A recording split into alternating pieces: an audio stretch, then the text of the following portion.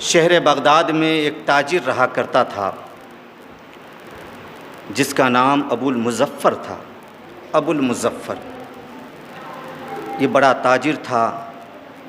ایک مرتبہ یہ ملک شام تجارت کے واسطے جا رہا تھا، قافلہ تیار کر لیا۔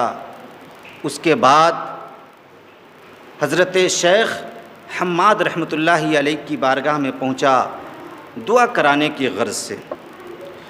پہنچنے کے بعد عرض کیا، حضور قافلہ تیار ہے، ملک شام تجارت کے واسطے جا رہا ہوں، ساتھ میں 100 اشرفیہ بھی لے جا رہا ہوں۔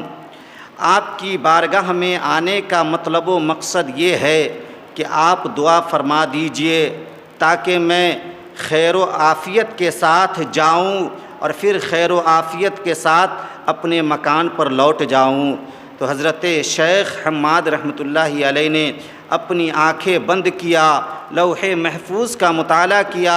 اس کے بعد آنکھیں کھول کر آپ نے ارشاد فرمایا کہ سنو، یہ سفر تم ملتوی کر دو، سفر کا ارادہ چھوڑ دو، اس لیے کہ اگر تم اس سفر کو کرو گے تو اس سفر میں تجھے فائدہ نہیں ہوگا بلکہ بڑا نقصان اٹھانا پڑے گا۔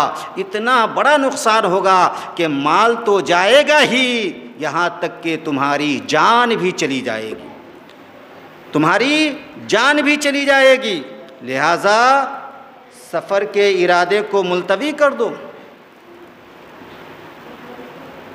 وہ شخص جس کا نام ابو المظفر تھا، جو تاجر تھا، حیران و پریشان ہو کر لوٹنے لگا کہ راستے میں ہی حضرت شیخ عبد القادر جیلانی بغدادی رضی اللہ تعالیٰ عنہ سے ملاقات ہو گئی۔ آپ نے چہرے کی اداسی کو دیکھ کر پڑھ لیا کہ بندہ اندر سے بہت غم زدہ ہے، بہت غمگین ہے، بڑا پریشان ہے۔ آپ نے وجہ پوچھی کہ آخر تم پریشان کیوں ہو؟ اس نے پوری بات بتائی تو حضور غوث پاک رضی اللہ تعالی عنہ کو اس پر رحم آ گیا۔ آپ نے فرمایا کہ اگر تم سفر کرنا چاہتے ہو تو جاؤ، انشاءاللہ تم خیر و عافیت کے ساتھ اپنی منزل کو لوٹو گے۔ سبحان اللہ، خیر و عافیت کے ساتھ اپنی منزل کو لوٹو گے، کچھ نہیں ہوگا تجھے، جاؤ۔ وہ شخص بڑا خوش ہوا، اپنے گھر گیا اور قافلہ کو لے کر ملک شام کے لیے روانہ ہو گیا۔ اس سفر میں اسے بہت منافع حاصل ہوا، فوراً اس کا سامان بھی بک گیا۔ سامان جب بک گیا تو منافع لے کر وہ تیزی سے اپنے وطن کو، اپنے شہر کو لوٹنے لگا۔ جب وہ ملک حلب میں پہنچا، خیمہ زن ہوا تو 1000 اشرفیوں کی تھیلی جو وہ رکھا تھا، وہ یہ بھول گیا کہ وہ کہاں رکھا تھا، جگہ بھول گیا کہ اس نے کہاں رکھا۔ اسی فکر میں وہ بیٹھا تھا کہ اس کی آنکھیں لگ گئی اور وہ خواب کی دنیا میں سفر کرنے لگا، یعنی وہ سو گیا، نیند کا غلبہ اس پر طاری ہو گیا۔ تو وہ خواب میں دیکھتا کیا ہے کہ بہت سارے ڈاکو آتے ہیں اور ہمارے مال و اسباب کو لوٹ لیتے ہیں، یہاں تک کہ ہماری گردن بھی وہ ڈاکو مار دیتے ہیں۔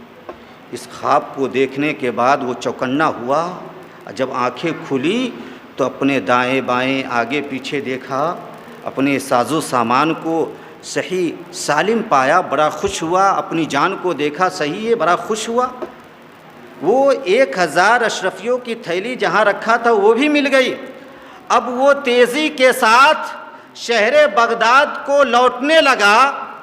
جب بازار میں داخل ہونے والا تھا، بغداد کے بازار میں داخل ہونے والا تھا تو اس نے دل میں سوچا کہ پہلے شیخ حماد سے ملوں یا پہلے شیخ عبد القادر جیلانی سے ملوں، یہ سوچ ہی رہا تھا کہ راستے میں ہی حضرت شیخ حماد رحمۃ اللہ علیہ سے آپ کی ملاقات ہو جاتی ہے۔ حضرت شیخ حماد فرماتے ہیں کہ سنو سنو، جاؤ پہلے غوث پاک سے ملو، کیونکہ وہ محبوب ربانی ہے، انہی کی دعا کے صدقے تمہاری تقدیر بدلی ہے، اور جو حادثہ تمہارے ساتھ حالت بیداری میں ہونے والا تھا وہ حادثہ حالت خواب میں منتقل ہوا ہے، حالت خواب میں منتقل ہوا ہے، لہٰذا جاؤ سب سے پہلے غوث پاک سے ملو۔ اس سے پتہ کیا چلا کہ اللہ والوں کی دعا کے ذریعے زندگی بھی سنور جایا کرتی ہے اور تقدیر بھی بدل جایا کرتی ہے۔ سبحان اللہ، تقدیر بھی بدل جایا کرتی ہے۔